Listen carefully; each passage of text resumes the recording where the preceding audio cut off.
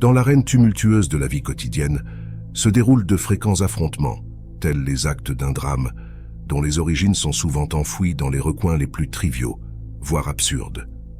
Ces discussions se déchaînent comme des tempêtes dans des tasses de thé, attirant notre attention parfois bien malgré nous. Dans d'autres circonstances, la source du tumulte réside dans le personnage qui se dresse en face de nous, un protagoniste obstiné, captif de son propre récit, qui se refuse à envisager d'autres scénarios. Telle une pièce de théâtre, il se cantonne à son rôle sans dévier de sa trame, ignorant les autres récits possibles. Cependant, lorsque nos émotions entrent en scène, le drame s'intensifie et nous sommes entraînés dans un dialogue sans fin, un monologue perpétuel où la vérité se dissimule dans l'obscurité du labyrinthe. La quiétude de notre fort intérieur en pâtit et le bien-être mental est relégué à l'arrière-plan, tel un personnage secondaire négligé. Dans cette épopée, la dépense d'énergie s'avère vaine et le public, tel que le rappelle Sénèque, assiste à une discussion qui se perd sans cesse dans les méandres du récit. Poursuivez jusqu'à la fin de la vidéo pour découvrir ces précieux secrets qui transformeront votre caractère. Et n'oubliez pas de vous abonner pour ne manquer aucune de nos futures explorations enrichissantes. Les paroles émises par autrui sont un miroir de leur propre personne plutôt que de la nôtre. Ainsi, Épictète nous l'a rappelé, l'un des éminents philosophes stoïciens. Il nous enseigne que les événements extérieurs qui nous touchent échappent à notre contrôle, nous obligeant à adopter une distance mentale pour préserver notre bien-être des influences néfastes. Nous n'avons pas la maîtrise sur les circonstances, mais nous avons le pouvoir de choisir notre réaction. Sa sagesse s'exprime ainsi. Lorsqu'une personne vous maltraite ou vous critique, gardez à l'esprit qu'elle le fait selon sa propre conception du devoir. Par conséquent, elle est incapable de suivre ce qui vous convient. Elle agit selon ce qu'elle croit être juste. En réalité, si cette personne a une opinion erronée à vos dépens, elle s'inflige du tort à elle-même, car elle est la victime de sa propre méprise. Si quelqu'un suppose qu'une vérité est une fausseté, cela n'altère pas la vérité, mais reflète la méprise de cette personne. En adoptant cette perspective, vous développerez un tempérament équilibré face aux insultes, en vous répétant à chaque occasion « c'est simplement sa perception ». Cela n'implique en aucune manière que nous devrions tolérer les affronts ou les humiliations, mais plutôt que nous devrions maintenir une maîtrise totale sur nos réactions. Chaque fois que nous laissons la colère prendre le dessus, nous cédons le contrôle à autrui.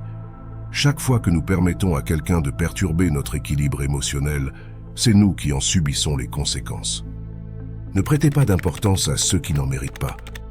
Marc Aurèle, l'un des éminents philosophes stoïciens. Selon lui, la clé réside dans la manière dont nous dirigeons notre attention et attribuons du sens aux événements, et il prônait la sérénité basée sur la maîtrise de soi. Il affirmait « La valeur de l'attention est proportionnelle à l'objet sur lequel elle se fixe. Il est préférable de ne pas investir davantage d'attention et de temps que nécessaire dans les petites choses insignifiantes. Si vous souhaitez vous aimer véritablement, accordez davantage d'attention à votre propre jugement qu'à celui des autres. Choisissez de ne pas être affecté par leurs actions et de ne pas vous laisser blesser. Décidez que vous ne subirez aucun dommage et vous n'en subirez pas. » Épictète, quant à lui, nous incite à ne pas personnaliser les agressions et à adopter une perspective réfléchie qui nous permette de réagir avec calme. Il est crucial de comprendre que certaines personnes peuvent se montrer offensantes par faiblesse, ignorance ou parce qu'elles ne savent pas comment gérer la situation. Cela ne revient en aucun cas à excuser leur comportement, car nul n'a le droit d'accuser ou d'insulter autrui. Il s'agit plutôt de faire preuve de discernement, en refusant de nous engager dans des débats vains et dénués de sens, car ils ne servent à rien. Cela signifie agir avec intelligence et suivre la maxime de Sénèque. Ce que vous pensez de vous-même a plus d'importance que ce que les autres pensent de vous.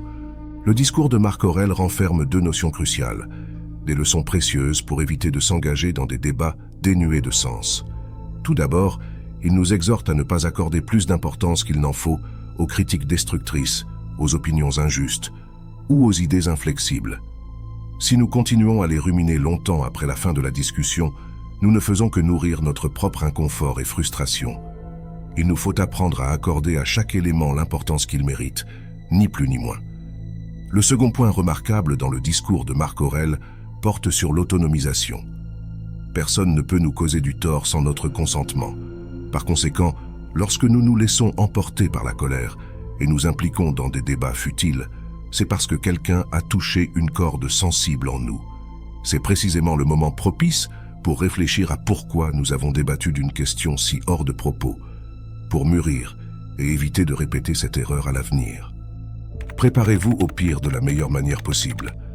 Sénèque, vénéré comme l'éminent représentant du stoïcisme, nous lègue dans ses écrits de précieuses perles de sagesse que nous pouvons adopter pour préserver notre sérénité face aux débats futiles. Au sein de ses célèbres Lettres d'un stoïcien, il offre ce conseil avisé. Il est indéniable que l'impact de ce qui n'a pas été anticipé s'avère écrasant, car la charge d'une catastrophe s'additionne à l'élément de surprise. L'inattendu décuple la réaction d'un individu. C'est pourquoi nous sommes tenus de nous prémunir contre toute surprise.